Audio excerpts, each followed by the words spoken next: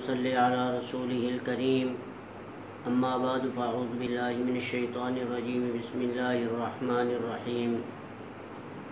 إنا نحن نزلنا الذكر وإنا له لحافظون وقال النبي صلى الله عليه وسلم خيركم من تعلم القرآن وعلمه صدق الله العظيم۔ قرآن تیری رحمت کا دیوان نظر آیا، تیری سیرت تیری صورت کا عنوان نظر آیا، والشمس ہے چہرہ تو مازاغ ہیں آنکھیں،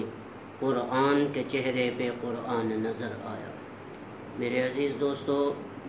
اللہ تبارک و تعالی نے اس مقدس کی آیت میں اپنی کتاب کی فضیلت کو بیان کیا ہے۔ فرمایا کہ اے میرے بندے، بے شک میں ہی اس قرآن پاک کو اتارنے والا ہوں اور اس کی حفاظت بھی خود کرنے والا ہوں۔ ساری کتابیں جتنی بھی آئی ہیں، چاہے تورات ہے، زبور ہے، انجیل ہے،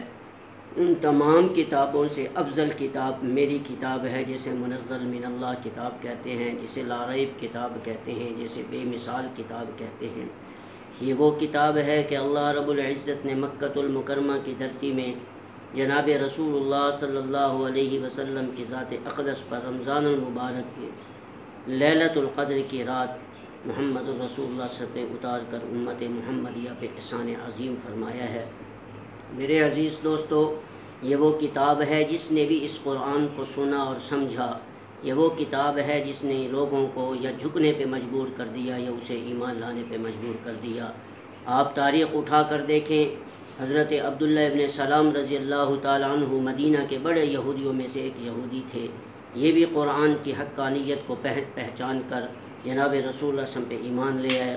اور قرآن پاک کو اللہ کی کتاب مانا۔ حضرت ثعلبہ رضی اللہ تعالیٰ عنہ یہ بھی قرآن کی حقانیت اور نبی کی نبوت کو سمجھ کر قرآن پاک کو بھی سمجھا اور نبی پاک صلی اللہ علیہ وسلم پہ ایمان لے آئے۔ حضرت تمیم داری رضی اللہ تعالیٰ عنہ، حضرت عدی بن حاتم، یہ وہ لوگ ہیں جو پہلے عیسائی اور یہودی تھے، لیکن جناب انہوں نے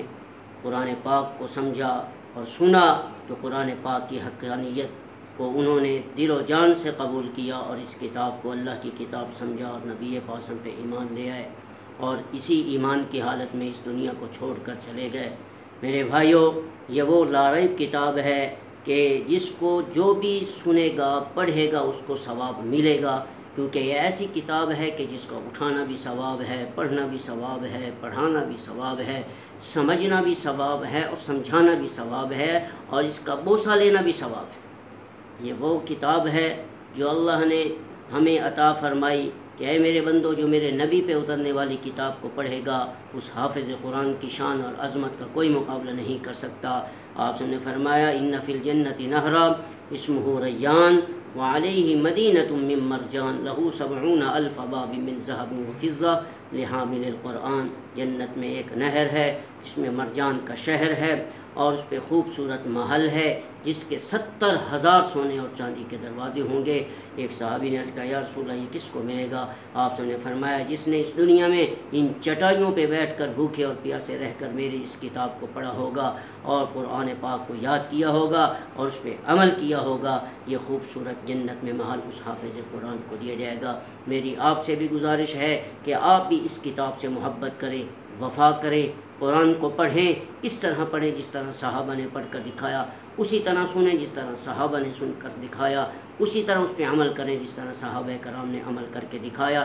پھر دیکھنا ہمیں اللہ کی محبت بھی نصیب ہوگی، نبی پاک کی محبت بھی نصیب ہوگی اور قرآن کی محبت بھی نصیب ہوگی۔ السلام علیکم ورحمۃ اللہ وبرکاتہ۔